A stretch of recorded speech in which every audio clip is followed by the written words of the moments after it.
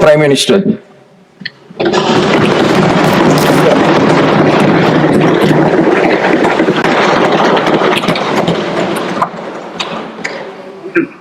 आदरणीय सभापति जी, एक ऐसा अवसर है जो हमें इस सदन में हर 2 वर्ष के बाद कुछ भावुक पलों में डुबो देता है। इस विशेष अवसर पर आपने मुझे अपनी भावनाएं प्रकट करने के लिए जो अवसर दिया, इसके लिए मैं आपका बहुत बहुत आभारी हूं। आदरणीय सभापति जी, सदन के अंदर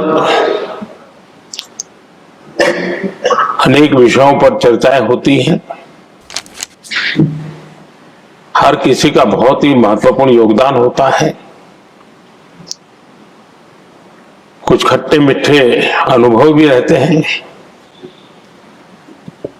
लेकिन आज जब ऐसा अवसर आता है तो स्वाभाविक रूप से दलगत भावना से ऊपर उठ करके हम सबके भीतर एक समान भाव प्रकट होता है। यार, ये हमारे साथी अब किसी और विशेष काम के लिए आगे बढ़ रहे हैं। यहां से जो साथी विदाई ले रहे हैं, कुछ फिर से आने के लिए विदाई ले रहे हैं और कुछ विदाई के बाद यहाँ का अनुभव लेकर के समाज जीवन में कुछ न कुछ विशेष योगदान के लिए जा रहे हैं। जो जा रहे हैं लेकिन आने वाले नहीं हैं, उनको भी मैं कहना चाहूंगा कि राजनीति में कोई फुल स्टॉप नहीं होता है। भविष्य आपका भी इंतजार कर रहा है और आपका अनुभव, आपका योगदान राष्ट्र जीवन में हमेशा हमेशा बना रहेगा। आदरणीय सभापति जी, इस सदन में जो भी सदस्य माननीय हमारे विदाई ले रहे हैं, कुछ सदस्य ऐसे हैं जिनको शायद उस समय जाने का समय कार्यकाल आएगा जब सदन नहीं चलता होगा। कुछ हैं जिनको ऑलरेडी सदन के दरमियान ही विदाई मिल रही है। लेकिन ये जाने वाले सभी माननीय सांसदों का बहुत ही उत्तम योगदान है, इसलिए लेकिन मैं जरूर कहूंगा, आदरणीय देवगौड़ा जी, आदरणीय खड़गे जी, आदरणीय शरद पवार जी, ये ऐसे वरिष्ठ लोग हैं जिनके जीवन का आधे से अधिक उम्र संसदीय कार्य प्रणाली में गई है और इतने लंबे अनुभव के बाद भी सभी नए सांसदों ने सीखना चाहिए वैसे समर्पित भाव से सदन में आना, जो भी हमसे उनसे बन सकता है उतना योगदान करना, यानी समाज में से जो जिम्मेवारी मिली है उसके प्रति पूरी तरह समर्पित रहना, ये इन सब वरिष्ठ लोगों से हम जैसे सबको सीखने जैसा है और मैं उनके योगदान की भूरी भूरी सराहना करूंगा, क्योंकि इतना लंबा कार्यकाल छोटा नहीं होता, बहुत महत्वपूर्ण है। उसी प्रकार से हमारे उपसभापति जी हरिवंश जी विदाई ले रहे हैं। हरिवंश जी को लंबे समय तक इस सदन में अपनी जिम्मेवारी निभाने का अवसर मिला है। बहुत ही मृदुभाषी, सदन को चलाने में सबका विश्वास जीतने का निरंतर जिन्होंने प्रयास किया, और मैंने देखा है कि संकट के समय ज्यादातर उपसभापति के ही जिम्मे आ जाता है कि भाई आप संभाल लेना जरा। तो उनको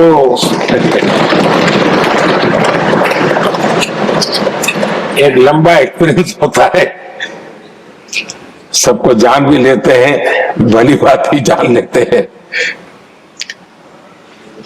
लेकिन उनका भी योगदान। और जब भी, और मैंने देखा कि जब सदन का समय नहीं होता है तो देश के कोने में कहीं न कहीं वो यूथ के साथ मिलना जुलना, देश की परिस्थितियों के संबंध में उनको अवगत कराना, उनमें एक देश के प्रति संवेदना पैदा करने का वो निरंतर काम। वे कलम के धनी तो है ही हैं, लेकिन कर्म कठोर के नाते भी मैं कहूंगा कि उन्होंने भारत के हर कोने में जाकर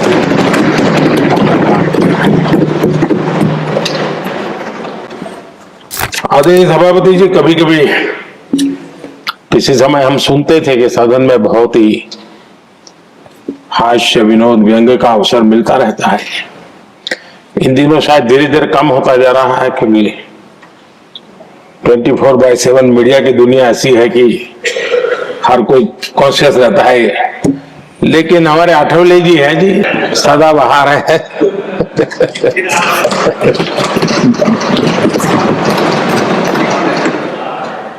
आठवले जी जा रहे हैं, लेकिन यहाँ पर किसी को खोट महसूस नहीं होगी, वो व्यंग्य विनोद भरपूर परोसते रहेंगे।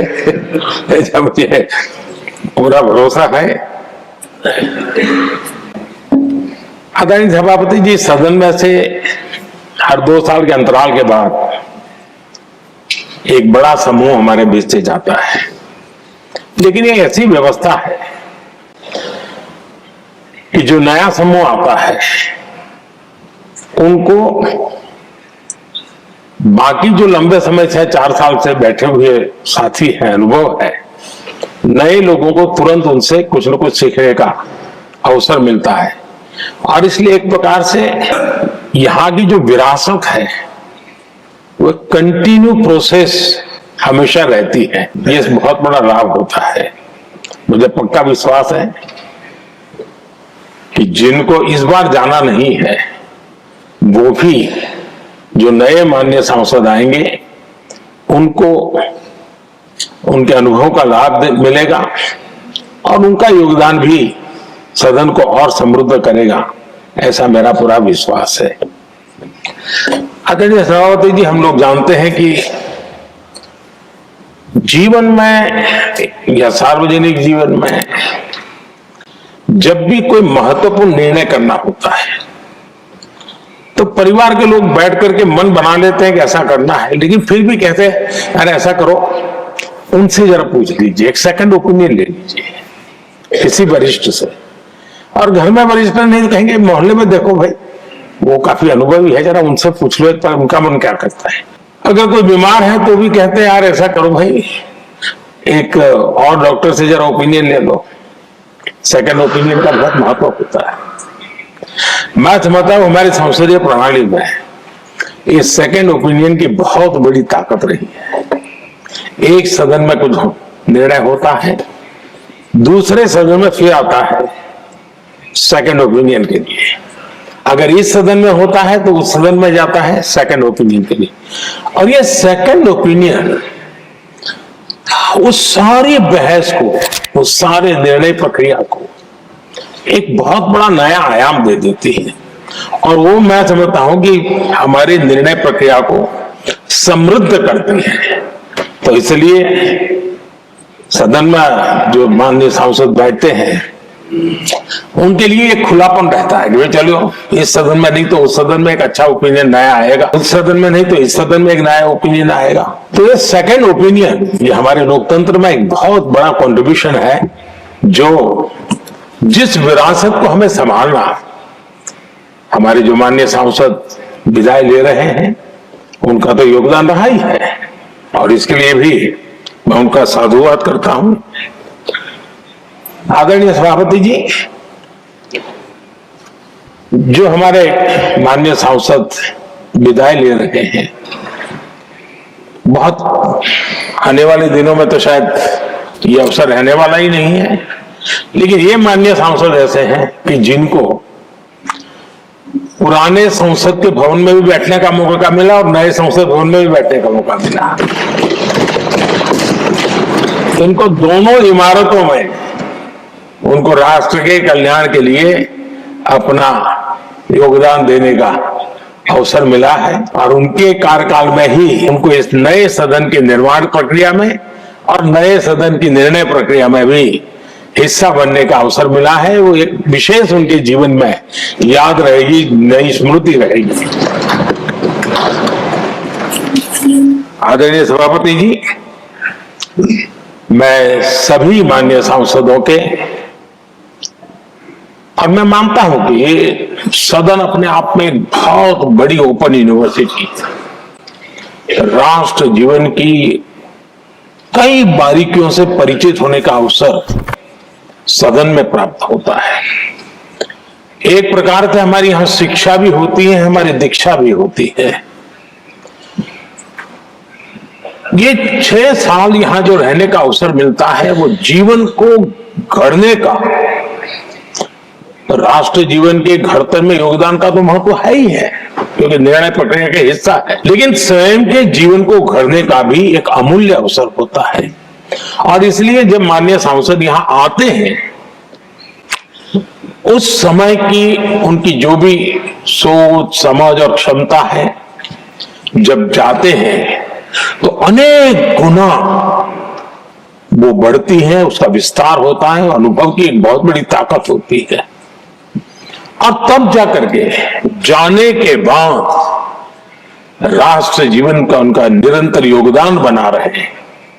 वे अपने तरीके से व्यवस्था के तहत हो सकते हैं, व्यवस्था के तहत न हो सके, लेकिन उनका अमूल्य योगदान मिलता ही रहे राष्ट्र जीवन के निर्माण में।